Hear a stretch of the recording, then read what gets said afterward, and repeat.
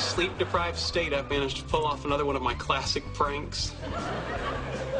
Bazinga. Bazinga. Bazinga. Bazinga. Bazinga. Bazinga. Bazinga. All right, well, that's how we're starting this this next segment. So everybody, we need a complete quiet. Jim, I want you to say it once and say it loud for Canada. Shh. This is for Canada. Bazinga.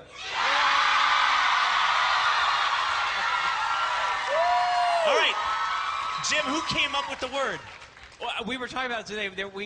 We have several writers on our show, and some of them have been with us the whole time. Some of them are there for a season or two, and they're going. This is one, Stephen Engel, and he's not with the show anymore. But we were standing there, and I remember them talking about we need some sort of word that does something, whatever, and that's the one they came up with was Bazinga, and. It's a great word, you know. I've heard people using it who probably have never seen the show. It's permeated beyond that. It's very catchy. Yeah, absolutely. Okay, well, listen, there are a lot of diehard fans, not just here but across the country. We asked them to send in some questions, and I'm going to read some of them to you. Sort of a free-for-all to answer. So the first is a tweet from EcoStar. Perhaps it's EchoStar. Asks, is it true you play ping pong on set, and who is the best player? Yes, we do play. We play a lot of ping pong. A lot. And guys, who's the best player? Of the cast, to be fair, I've always said Kunal and Kaylee are the best players. Kaylee now has broken a leg, so Kunal is currently the best player. That's what he wanted to hear, isn't it? And you are hands down the best defensive player. You should see him dive for shots. I think it's silly. I think that it's not worth Defensive, dramatic, over the top. It is over dramatic. It is over the top, but it is pretty incredible some of the shots he gets back. I am not that good. Simon's good. I've gotten better. And I'm okay, but I'm not great. How did you discover this common and mutual love of ping pong or table tennis? Our director, Mark Sandrowski, got us a table one day, and I'm Indian, so I play all racket sports. I had no idea that was a trait of your people. Yeah, Indians, yeah. We're very good at racket sports, and is that news to you? Not to generalize. Not to generalize. Regardless, so the ping pong table comes, and we start playing, and then before we know it, it becomes a phenomenon on stage, and we challenged some other TV shows and beat them, and that's true. This year we have a challenge out to a couple other TV shows, I think. Anyone in particular you can mention? Yeah, I think we have a challenge out to Bleep My Dad Bleep Says? My Dad Says, Mike and Molly, and none of the shows I run here. Lopez show, I think. Oh, wow. You got to let us know how that goes. We're going to take Ellen down one day. You know Susan Sarandon has that ping pong club?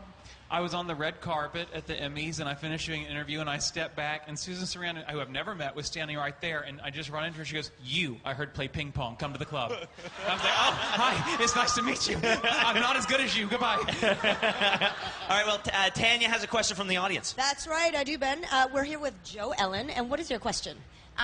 Thank you guys for coming to Toronto. Congratulations on your Emmy. We're really great fans. I was just wondering, you guys use a lot of scientific terminology and physics nomenclature. Out of all of you guys, which one flubs their lines the most? Good question. That's a tricky script. Somebody here has to be the worst with it. Well, I did say this earlier. We got asked this earlier today when all three of us were here. And I'm not completely just being funny. I think it's one of the two people that's not with us, probably.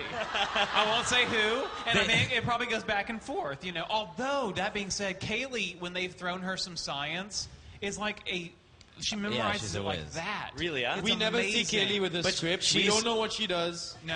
And then she comes on tape. We get she knows everything. new colored pages every day to show the rewrites. She's like, oh, when did a pink script come? What is that? And But she couldn't come to Toronto because she broke her leg. So we know that she's embarrassed about something, and it's the flubs. All right. Well, here's another tweet question. This is from Hendo Tweets. Hendo Tweets wants to know, you are always walking upstairs. Is the set on 3 levels, or is it faked? Fake.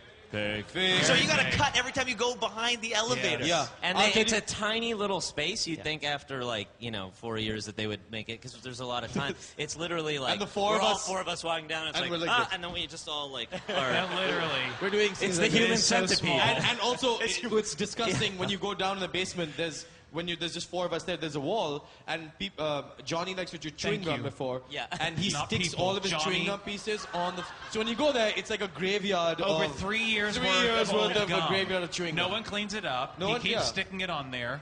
And it's And we have to stand with our face right in next it. to it. Smashed up against his it's old disgusting. And on that oh so pretty word picture, we're going to go to break. All right, don't go anywhere. We got much more with Big Bang and Bare Naked.